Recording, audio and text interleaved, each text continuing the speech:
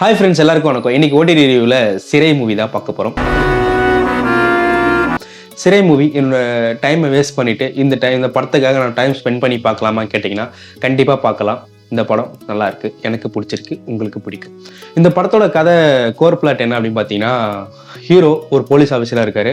அவர் நேர்மையான அதிகாரியும் காட்டுறதுக்காக ஒரு இன்ட்ரோ சீன் வைக்கிறாங்க. அந்த சீனில் அவ்வளோ சூப்பராக இருக்கும். என்ன அப்படின்னு பார்த்தீங்கன்னா, ஒரு கைதியை பஸ்ஸில் கொண்டு போவாங்க. ஒரு பஸ் ஸ்டாண்டில் நிற்கிது. இப்போ அந்த கைதி தப்பிக்க வைக்கிறதுக்காக அடியாளுங்களாம் வந்து போலீஸ் ஆஃபீஸர்களை அடித்து போட்டு அந்த கைதியை தப்பிக்கிறதுக்காக இட்டு போவாங்க. ஸோ ஒரு கட்டத்தில் எல்லா போலீஸுமே அடிச்சுட்டு கைதியை தப்பிச்சு ஓடுறாங்க. ஹீரோ எவ்வளோ போராடி பார்க்குறாரு, பட் முடியல. எண்ட் ஆஃப் ஃபைட் ஹீரோ வந்து கைதியை வந்து துப்பாக்கியில் சுட்டு போட்டு தள்ளிடுறாரு.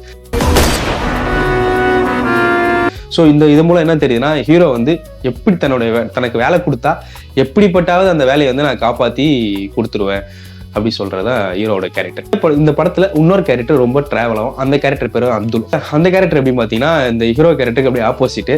அவர் வந்து ஒரு கைதி, சிறையில் இருப்பார்.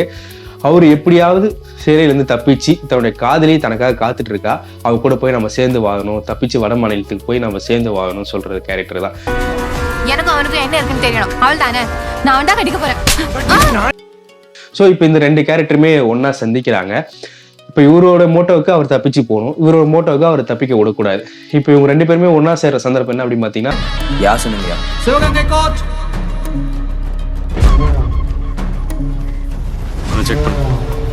விக்ரம் பிரபு வந்து அப்துல் கோர்ட்டு கூட்டு போனோம். கோர்ட்டு கூட்டு போயிட்டு மறுபடியும் சிறைக்கு கொண்டு வரணும். இந்த கேப்ல தான் அப்துல் வந்து தப்பிச்சு போலான்னு சொல்லிட்டு ஐடியா பிளான் பண்றாரு. இப்ப அப்துல் தப்பிச்சு போயிட்டு அவர் காதலி கூட சேர்ந்தாரா, கடையில 3 பேரும் ஒரு ஜெயில் தான்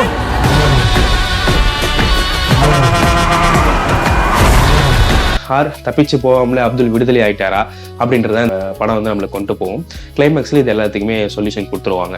என்னை பொறுத்த வரைக்கும் இந்த படம் இருந்தது, உங்களுக்கு பிடிக்குன்னு நினைக்கிறேன். டைம் கிடைச்சா போய் படத்தை பாருங்க. தியேட்டர்ல பார்க்கலன்னு சொல்லிட்டு கண்டிப்பா மிஸ் பண்ணுவீங்க. இந்த படத்தை ஓடிடியில் G5 இருக்கு, போய் பாருங்க மக்களே. சார், நாளைக்கு பஸ் ஸ்டாப்ல இருந்து கோர்ட்டுக்கு போறப்போ எனக்கு கையில விலங்கெல்லாம் கூட்டிட்டு போங்க சார். கொலை பண்ணா இப்படிதான் கையில விலங்கு போட்டு நடு ரோட்ல இழுத்துக்கிட்டு போவோம். இதெல்லாம் கொலை பண்றதுக்கு முன்னாடி யோசிச்சிருக்கணும்.